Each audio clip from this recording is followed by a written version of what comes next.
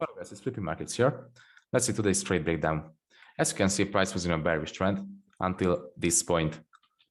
Price stepped into some sort of demand right here and reversed the price to the upside and swept liquidity from this region, changed character here and spread some liquidity from this region.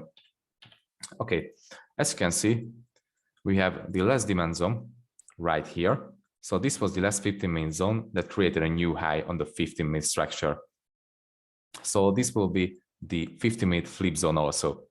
After this high has been created, there was no new high has been printed.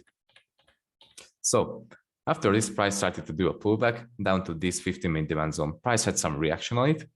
It rejected, but it wasn't strong enough to break above the last high and print a new high. So instead of printing a new high, it broke below this zone and did a flip. So this means we have a flip zone on the 15-minute chart. Because if a demand zone breaks, then we will have a supply zone that broke through that demand zone. And in this case, this is the supply zone that broke through this demand zone with inefficient push, as you can see. So after the inefficient push, price did a pullback and created some liquidity for this zone. After the liquidity has been created, price broke structure to the downside with inefficient movement again. So actually, I was waiting for this zone to be tapped, and I was not expecting a reaction on this zone because this zone is much more valuable than this one, because this is the extreme flip zone. This is just a decisional continuation zone. And this has liquidity below. Okay, so let's switch to the 1-minute chart. And as you can see, price was creating series of higher highs and higher lows up to this supply zone. So a demand chain has been built up. Let me just remove the mess. So as you can see, a demand chain has been built up over and over again. After the 15-minute supply has been tapped, so this one, I was expecting a change of character and it happened immediately. So as you can see, price changed character here and the change of character happened from this candle. I did set an order limit on the 50% of this candle because, let me just show you, this was the 50% and the 2-point pip stop loss just covered the zone. So I couldn't use the full body enter because the 2-point wasn't enough for it. So I used the 50%, but I did not get tagged. So I was looking for another entry. As you can see, price did a pullback, did not tag me in. And after it created a break of structure to the downside with inefficient movement. And the inefficient movement, as you can see, happened from this wick. This here is efficient. There's no inefficiency on these candles, only on the wick. But the real break of structure and the real inefficiency was caused by this wick right here.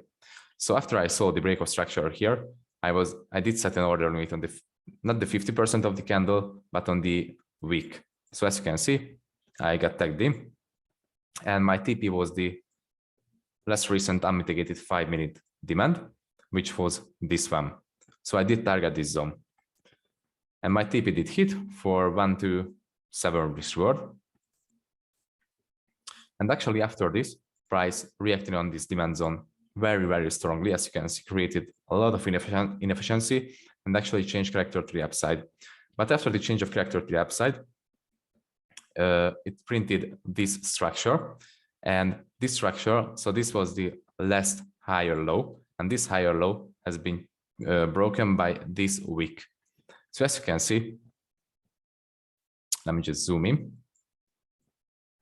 As you can see, this was the last higher low. So this is a change of character point. Inefficiency came into the market with these moves. So this wick right here changed the character because this can change the character because it's already mitigated by this candle. So the orders are resting on this wick.